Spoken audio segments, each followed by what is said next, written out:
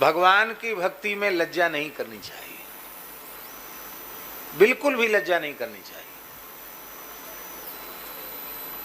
तिलक लगाने में लज्जा, तुलसी बांधने में लज्जा, भगवान का नामोच्चारण करने में लज्जा,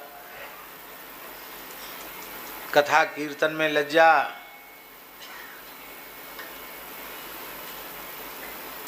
वस्तुतः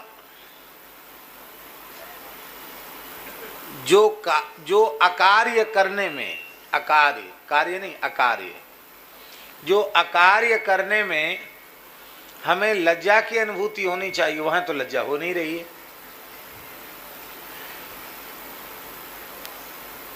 और जहां लज्जा करने से ही हमारा सर्वनाश हो रहा, वहां हमको लज्जा हो रही है। लज्जा कोई सामान्य वस्तु नहीं है। कुलीन, धर्मनिष्ठ, सदाचारी पुरुष का लक्षण है वह लज्जाशील होता, लज्जावान होता है। कुलीन व्यक्ति की पहचान है लज्जा, लज्जा होनी चाहिए।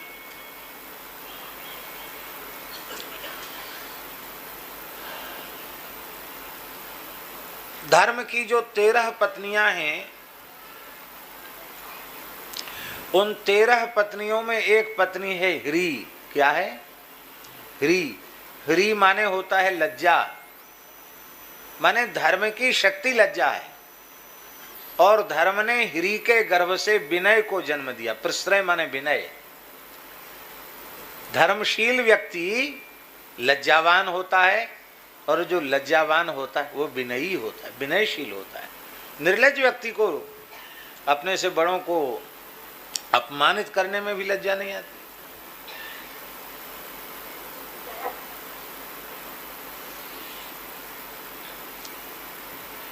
लज्जा कुलीन व्यक्ति का आभूषण है, पर कथनचित हमारे कल्याण में ही लज्जा बाधक बनने लग जाए तो ऐसी लज्जा का भी त्याग कर देना चाहिए।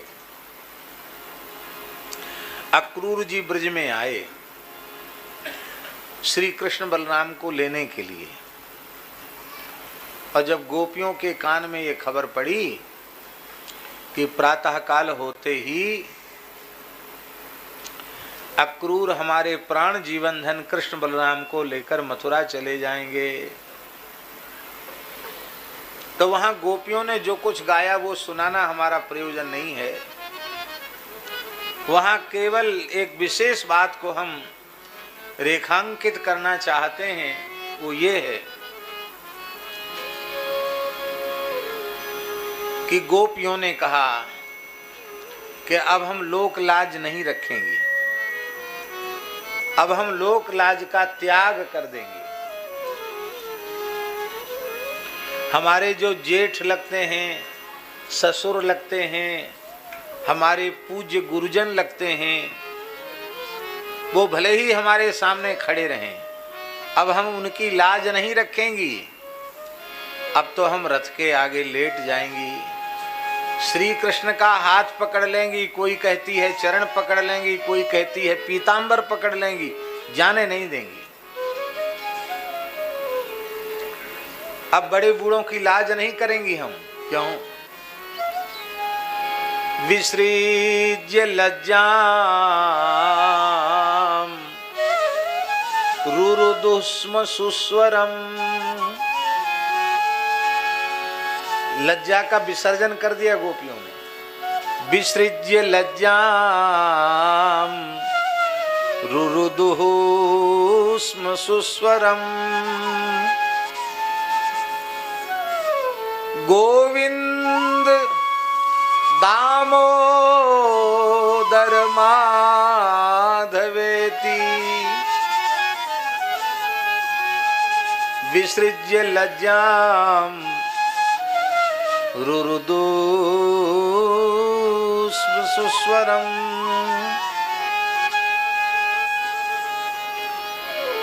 गोविंद दामोदर माधवेति।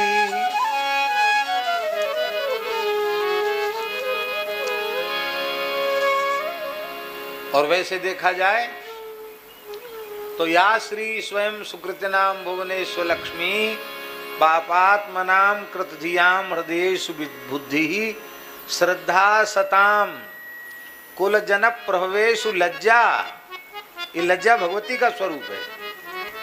कुलीन व्यक्तियों में आप लज्जा के रूप में ताम त्वाम नतास्म परिपालय देवी विश्वम।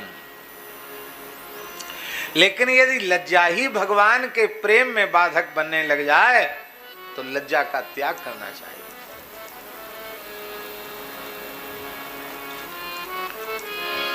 इसलिए भगवान की भक्ति में लज्जा नहीं करनी।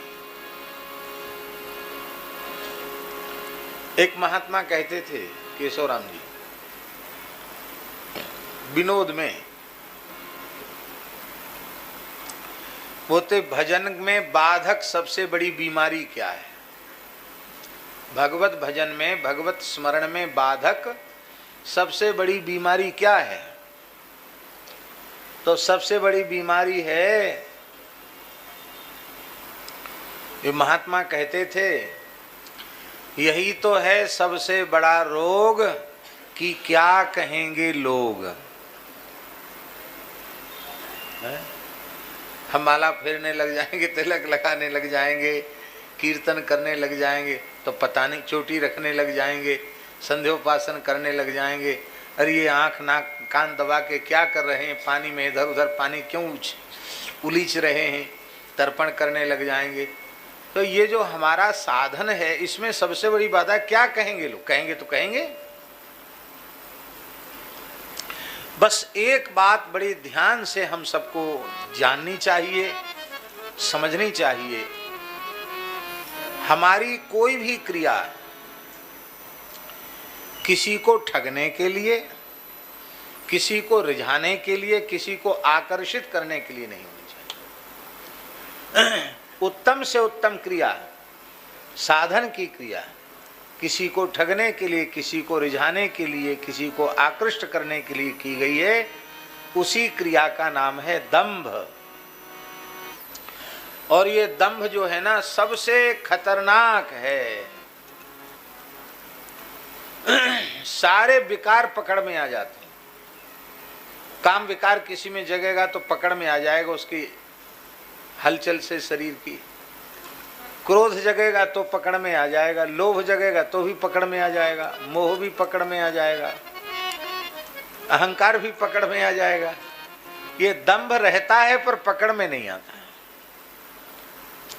हमको लगता है कि गीता जी में इसलिए भगवान ने सबसे पहले जो नहीं पकड़ में आता उसका नाम पहले दंभो दर्पो विमानस्य, सबसे पहले दंभ का नाम दिया। दंभ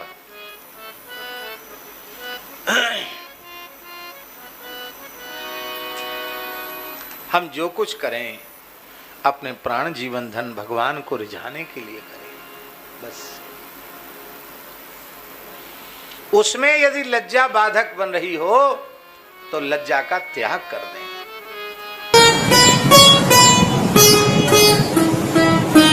श्री सीताराम प्रतिदिन सत्संग एवं दर्शन के लिए श्री महाराज जी के ऑफिशियल चैनल को जरूर सब्सक्राइब करें।